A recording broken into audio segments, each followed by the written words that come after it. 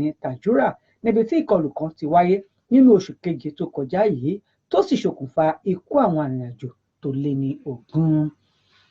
Àkójọpọ̀ ìròyìn ló ń dé sétí gbọ̀nyìn láti ilé akéde Nigeria Voice of Nigeria ní ẹ̀ka èdè Yorùbá.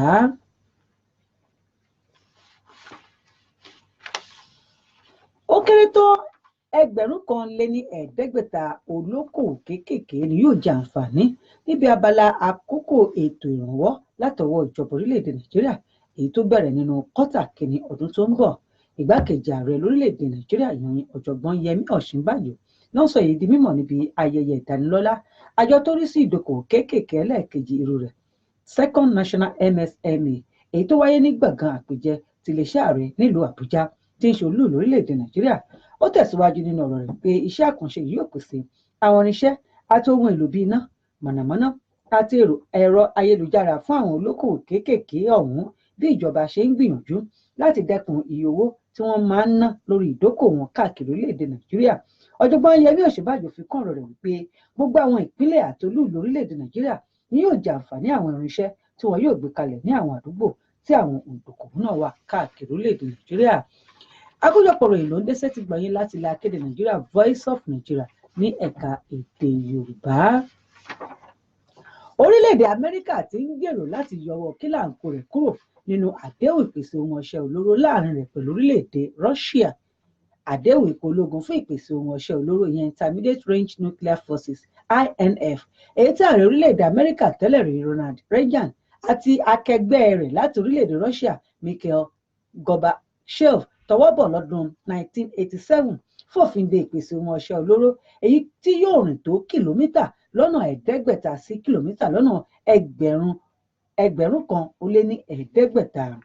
Ẹ̀wẹ̀, ṣáájú níbẹ̀rẹ̀ ọdún yìí orílẹ̀-èdè Amẹ́ríkà àti àjọ èyí tó rí sí àdéhùn ní apá àríwá Atlantic ìyẹn North Atlantic Treaty Organization NATO fẹ̀sùn kan orílẹ̀-èdè Russia pé wọ́n tàbùkù bá àdéhùn ìpèsè ohun ọṣẹ́ olóró èyí tó orílẹ̀-èdè Russia sì sẹ́ àwọn ẹ̀sùn èyí tí wọ́n fi kàn án. Bákan náà ààrẹ Donald Trump ti orílẹ̀-èdè Amẹ́ríkà kéde nínú oṣù kejì ọdún tí a wà yìí wípé orílẹ̀-èdè Amẹ́ríkà yóò yọwọ́ kílàńkó rẹ̀ kúrò níbi àdéhùn èyí tó ṣe pẹ̀lú orílẹ̀-èdè Russia nítorí pé kò tẹ̀lé àdéhùn ó sì wá kéde ọjọ́ kejì oṣù kẹjọ gẹ́gẹ́ bí ọjọ́ tí òpin yóò dé bá àdéhùn tó wà láàrin orílẹ̀-èdè Amẹ́ríkà àti orílẹ̀-èdè Russia. Ẹ̀wẹ̀, ààrẹ orílẹ̀-èdè Russia ìyẹn Vladimir Putin tí fòfin de ojúṣe orílẹ̀-èdè náà nínú àdéhùn ọ̀hún tó àrìjù báyìí lọ nínú àkójọpọ̀ ìwà fún tọjọ́ tòní. Àmọ́ ká tó lọ o ẹ jẹ́ ká sáré wo àwọn kókó èyí tó jẹyọ nínú àkójọpọ̀ ìròyìn fún ti ọjọ́ tòní.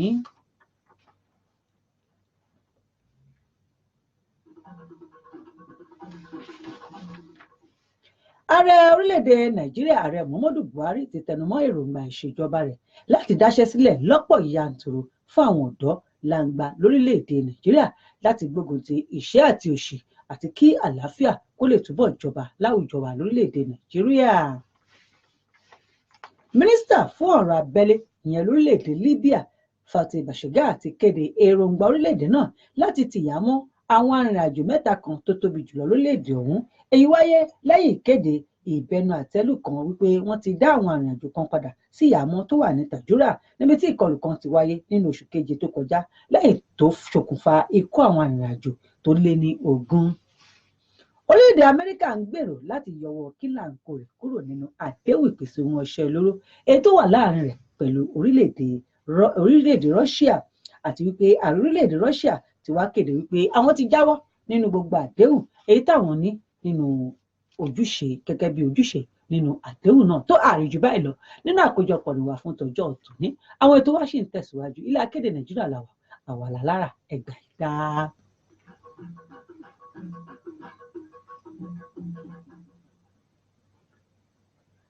Ẹ káàbọ̀ padà látinú yàrá ìròyìn. Ní báyìí ètò Hajj in Focus ní ọpọ́n súnkàn èyí tí a pilẹ̀ ṣe èyí tí ilé akéde Voice of Nigeria àti National Hajj Commission ṣe fún àwọn arìnrìn-àjò lọ sí ilẹ̀ mímọ́ Mecca. Ètò Àràfà Aláyọ̀ ni yóò máa dé sí etí ìgbọ̀nyín báyìí. Ẹ wá nǹkan fìdílé kí ẹ jẹ́ ká jọ jẹ̀gbádùn ètò náà.